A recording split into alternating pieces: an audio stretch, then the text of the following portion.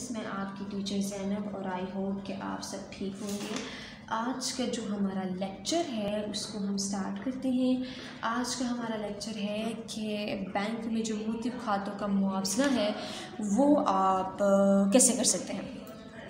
Student, previous lecture में हमने discuss किया कि जो बैंक के डिफरेंट अकाउंट्स हैं, टाइप ऑफ अकाउंट्स हैं, वो कौन कौन सी हैं। अब हम डिस्कस करेंगे कि जो बैंक के मुख्तलिफ खातों की जो इकसाम है, यानी जो उनका कंपैरिजन है वो कैसे कर सकते हैं। Comparison of different bank account, comparison of different जो आपके बैंक्स अकाउंट हैं, बैंक अकाउंट्स कहते हैं, उनका हम कैसे जो है वो मुआवजा कर सकते हैं। तो कहते हैं कि नंबर 1 पे कहता है कि बचत का खाता हमने डिस्कस करना है, जो का सेविंग अकाउंट है। फिर कहते हैं कि फ़िक्स डिपॉजिट अकाउंट है। फिर कहता है कि आपका जारी खाता यानी आपका जो करंट अकाउंट चल रहा है उसको डिस्कस करना है। तो हम देखेंगे स्टूडेंट्स, यानी नंबर 1 पे कहता है कि जो बचत का खाता है हम इन तीनों का मुआवजा करेंगे। नंबर ए पे बचत के खाते का देखेंगे क्या है मौजूद, उसके लिए सूटेबल कितनी है। फिर नंबर 2 पे मियादी खाता यानी जो फिक्स डिपॉजिट अकाउंट है। नंबर 3 पे आपका करंट अकाउंट देखेंगे।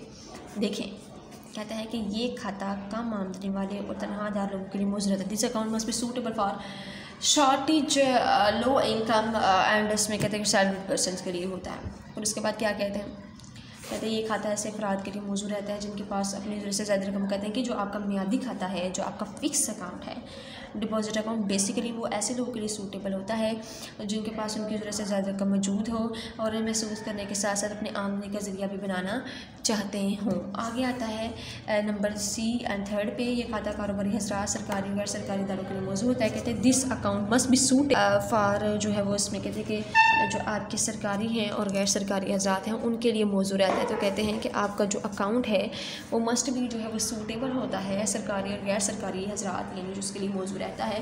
फिर आगे वो कहते हैं कि ये जो खाता, ये अकाउंट है, ये आपका कारोबारी सरकारी हजरात और गैर सरकारी इदारों के लिए मौजूद रहता है। कम से कम रकम की हद, ये खाता कम से कम 100 रुपये से खुलवाया जा सकता है। कहते हैं this account must be opening according to the 100 rupees. कहते हैं ये जो अकाउंट है आपका वो 100 रुपये से रकम से निकलवाया और खुलवाया जा सकता है। हाँ, तो कहते हैं कि इसमें जो कम से कम हद है वो 100 रुपये से खुलवाई जा सकती है।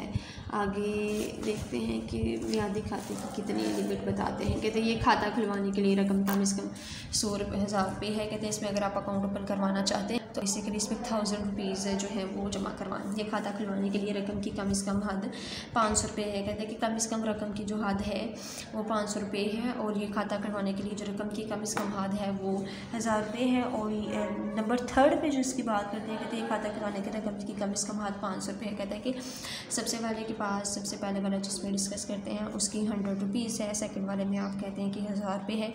थर्ड वाले में आप कहते हैं कि 500 रुपये है। फिर आगे कहते हैं कि तारुफ, कहता है खाता खुलवाने के लिए तारुफ करंदा की ज़रूरत होती है। यानी जो तारुफ करंदा है उसकी ज़रूरत पड़ती है आपको, जो आपको हदायत दे सके, इंस्ट्रक्शन दे सके। तारुफ करंदा के लिए तारुफ करंदा की ज़रूरत नहीं होती है। जो मियादी खाता है उसके लिए आपको तारुफ करंदा की ज़रूरत नहीं होती है। खाता खुलवाने के तारुफ करंदा की ज़रूरत होती है। नंबर सी पे कहते हैं स्टेट बैंक ऑफ पाकिस्तान सितंबर 2007 से तारुफ करंदा के हवाले मुतल्लिक शर्त को ख़त्म कर दिया। कहते हैं जिसकी जो कंडीशंस थी उसने उसको ख़त्म कर दिया है। फिर आगे कहता है कि जो खाता खुलवाता है उसके लिए जो तारुफ करंदा की ज़रूरत होती है। खाता खुलवाने के लिए तारुफ करंदा की ज़रूरत नहीं होती। खाता खुलवाने के तारुफ करंदा की ज़रूरत होती है। स्टेट बैंक ऑफ पाकिस्तान सितंबर 2007 से तारुफ करंदा के हवाले से मुतल्लिक शर्त को ख़त्म कर दिया है। नफ़ा की शरह, कहता है कि आपकी जो प्रॉफिट की जो शरह है उसकी बात करता है। कहते हैं इस खाता पर बैंक अमूमन कम शरह से नफ़ा अदा करता है। जो शरह नफ़ा है जो आपकी अमूमन है जो उसकी रेशो है वो कम से कम अदा करता है। उसके बाद नंबर ए के बाद नंबर बी पे वो कहता है इस खाता पर अमूमन बैंक अमूमन जो है ज़्यादा शरह से अदा करता है। इस खाता पर अमूमन बैंक नफ़ा अदा नहीं करता है। कहते हैं इस पर जो है आपका बैंक है वो ज़्यादा शरह से नफ़ा अदा करता है। प्रॉफिट, इस खाता पर अमूमन आपका बैंक नफ़ा जो है वो यानी जो आपको प्रॉफिट होता है वो कम शरह से अदा करता है। तो बेसिकली वो कहते हैं कि अमूमन कम या ज़्यादा शरह से आपको जो है वो नफ़ा की अदायगी होती है।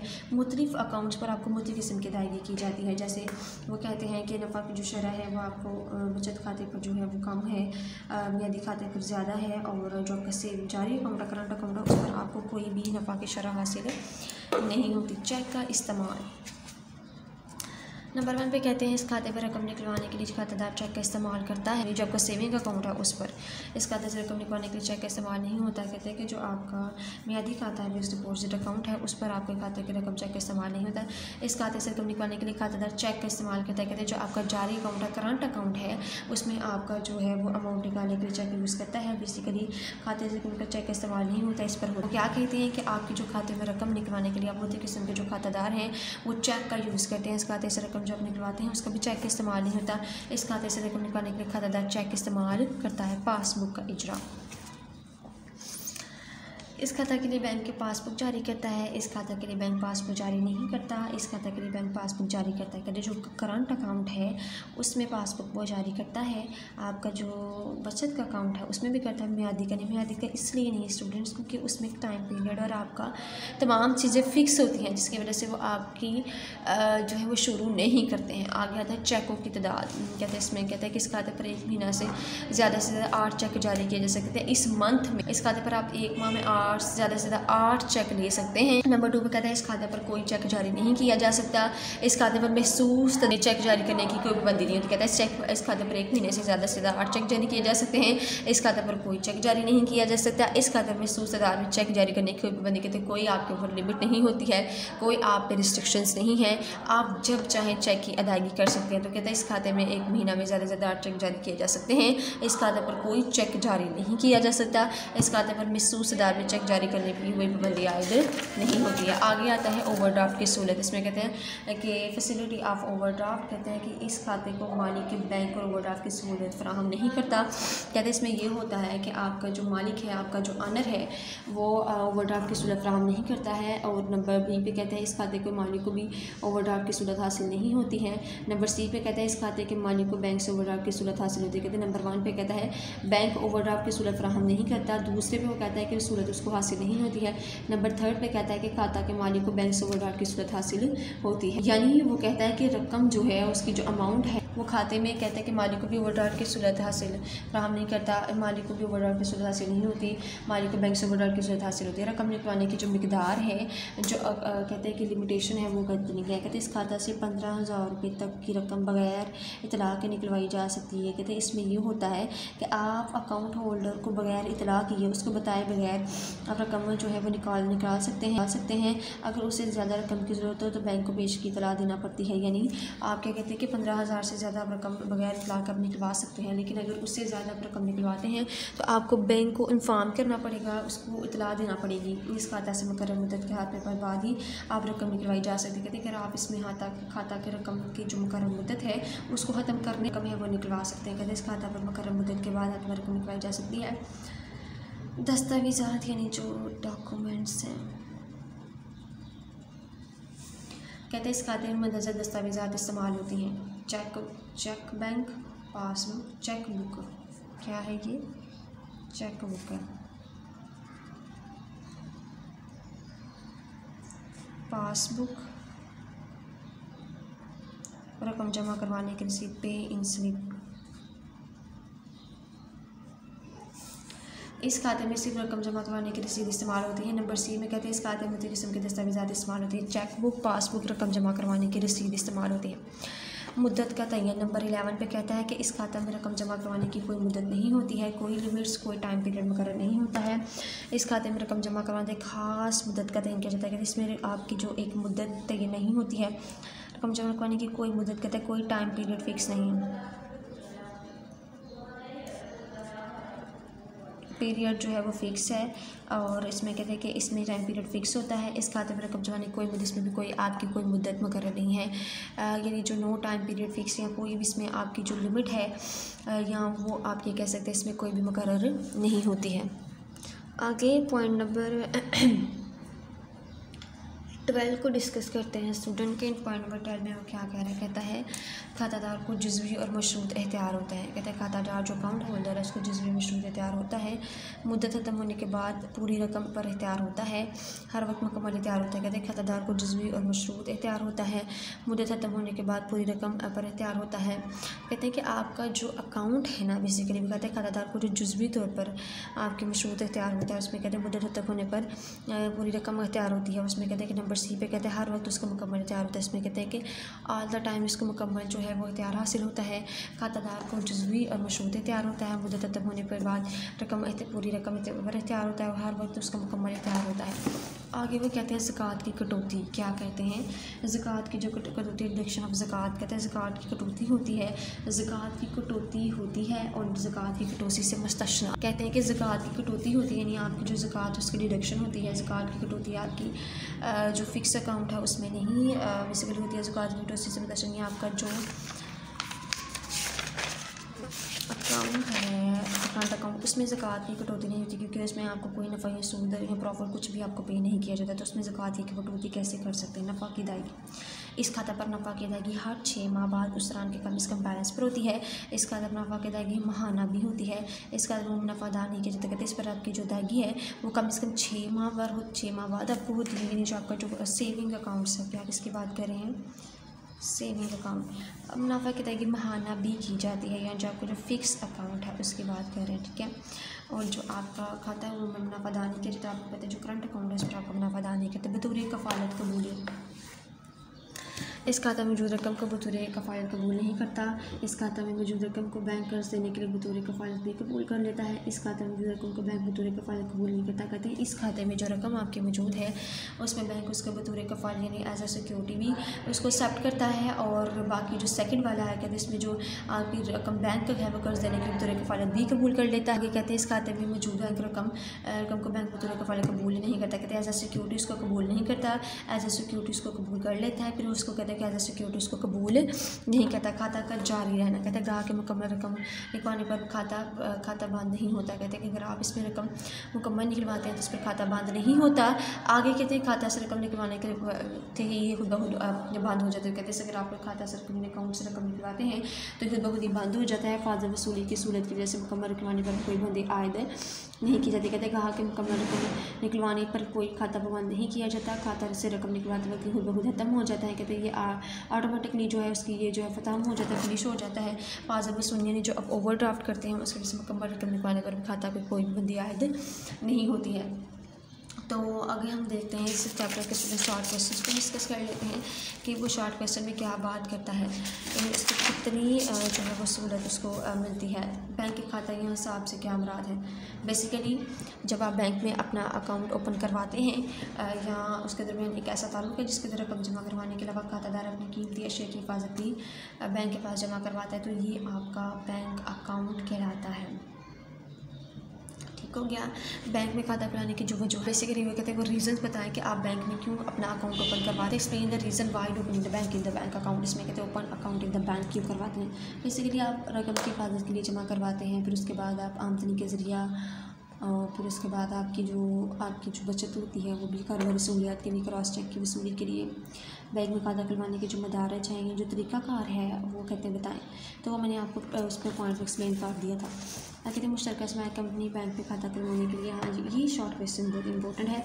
आइन कंपनी, ज़वाबित कंपनी, सदाकतनामा, memorandum of association, article of association और प्रॉस्पेक्टस।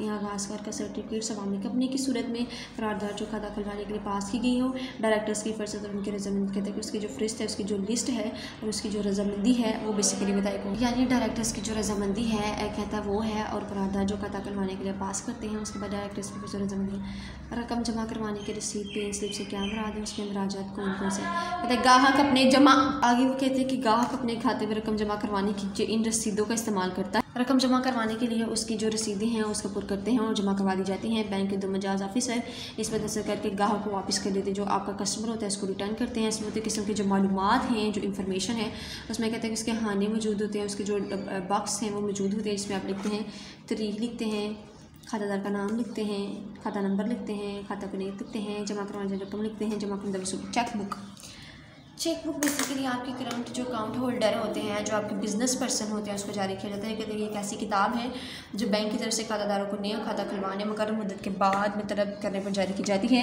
इसका हर वर्क चेक कहलाता है, जिसकी वजह से खाता बवक्र ज़रूरत इसको आसानी से निकलवा सकता है।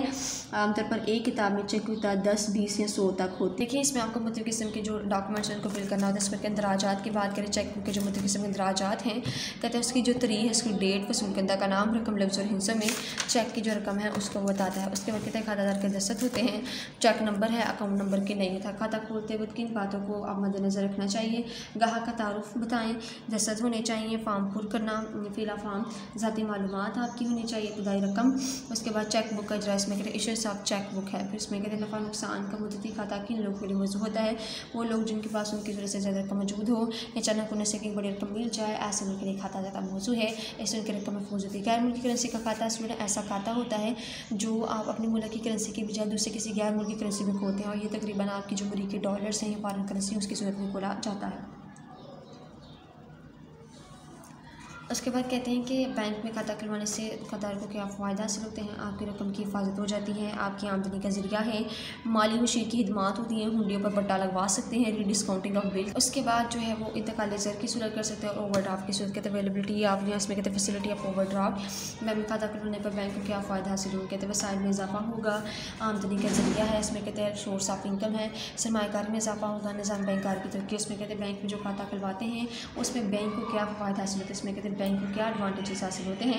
नंबर 1 पे उन्होंने बता दिया कि वसाइल में जो है उनका इजाफा होता है। फिर उसके बाद वो कहते हैं उनकी जो सोर्सेज ऑफ इनकम है उसमें इजाफा होता है, सरमायाकारी में इजाफा होता है, निज़ाम बैंकार की तरक्की होती है। बैंक में खाता खुलने के लिए हुकूमत को क्या फ़ायदा हासिल होता है? बेसिकली हुकूमत को बहुत सारे फ़ायदे होते हैं, रोज़गार में इजाफा हो रहा होता है, बचतों का बेहतर तरीके से इस्तेमाल कर लेते हैं, आमदनी में इजाफा हो रहा है। फिर उसके बाद वो कहते हैं कि माशी तरक्की होती है, ज़रूरत के वक्त आपकी जो कर्ज़ की दस्तयाबी है वो हो जाती है, मुवाफ़क़ से अदायगी के तवाज़ुन हो जाता है। आगे आते हैं, खाता खुलवाने के लिए बैंक को कौन कौन से दस्तावेज़, कौन कौन से डॉक्यूमेंट जमा करवाने पड़ते हैं? Pen slip, passbook, cheque book जमा करवानी पड़ती है। कहते हैं गैर मुल्की करेंसी का खाता किन सूरतों में खोला जा सकता है? बचत में, आदि चिल्लत खातों में। चिल्लत खाता में ज़कात की शरत से काटी जाती है। इसमें आपका जो करंट अकाउंट है इसमें आपकी जो ज़कात की डिडक्शन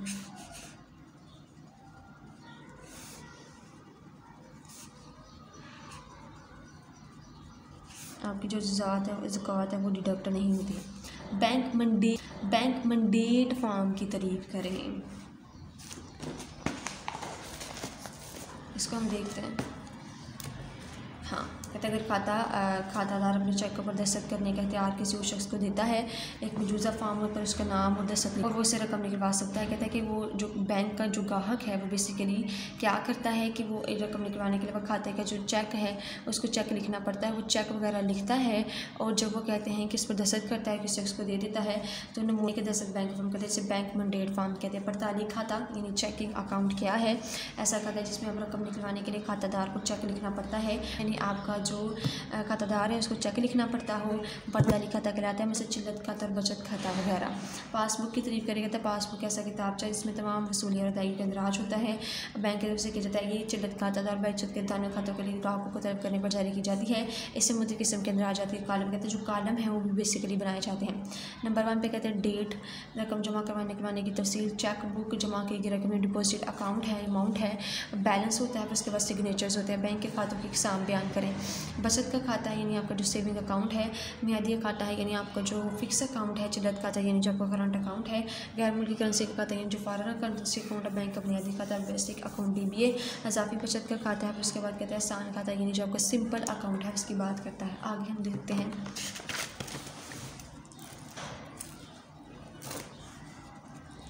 नफ़ा नुकसान का बचत का खाता क्या है। हुकूमत पाकिस्तान ने ये 1981 को बिला सूद बैंकारी के सिलसिले में तमाम तजारत में ये अकाउंट खोलने का हुक्म जारी किया। इससे पहले इस अकाउंट को बचत के नाम पे जाना जाता था और खाता को इसकी रकम पर सूद अदा किया जाता था। अब इस खाता पर अदा की जाने रकम नफ़ा कहलाती है। कहते हैं जब पहले इस पर सूद पे किया जाता है 1981 में जो है इसको तमाम को चेंज किया गया और चेंज करने के बाद जो है वो इसमें इस रकम को अकाउंट में बचत के तौर पर देखा गया। फिर बाद में जो है वो चेंजिंग की गई और उसको फिर जो है वो रकम नफ़ा के तौर पर दी जाने लगी। तो स्टूडेंट आज का ये हमारा टॉपिक था जिसमें हमने बैंक में जो है वो मुख्तलिफ़ किस्म के खातों का मुआवजा किया, यानी कौन कौन से बैंक के अकाउंट हैं, जिसमें बचत खाता को देखा, मियादी खाता को देखा और जारी खाता को देखा। जिसमें हमने पहले मौज़नियत को डिस्कस किया, सूटेबल को कम से कम इसकी जो हद है उसको देखा है, तारुफ को देखा है, फिर उसके बाद नफ़ा की जो शरह है उसको देखा, चेक का इस्तेमाल, यूज़र चेक है, पासबुक का इजरा है और चेकों की जो तादाद है वो कितनी है, यानी हमने मज़ीद किस्म की चीज़ों को इसमें डिस्कस किया। ओवरड्राफ्ट की सूरत अवेलेबल इसमें कहती फैसिलिटी ऑफ ओवरड्राफ्ट, रकम निकलवाने की जो हद है, जो लिमिट है रकम निकलवाने की वो कितनी है। और उसके बाद कहते हैं दस्तावेज़ात कौन कौन सी मुद्दत का तयन खाते में मौजूद रकम पर इख्तियार किया जाता है। फिर उसके बाद कहते हैं ज़कात की कटौती है नफ़ा की। उसके बाद कहते हैं कि बतौर कफ़ारत कबूलियत की जाती है खाता का जारी रसूल। आज का हमारा टॉपिक था और आई होप कि आज का टॉपिक आपको क्लियर हो गया होगा। ओके स्टूडेंट्स, अल्लाह हाफिज़। वीडियो पसंद आई तो लाइक करें, अपनी राय कमेंट करें। ऐसे ही मजीद वीडियोस के लिए हमारा चैनल सब्सक्राइब करें और बेल का आइकन दबाएं ताकि आपको हर वीडियो का नोटिफिकेशन मिलता रहे।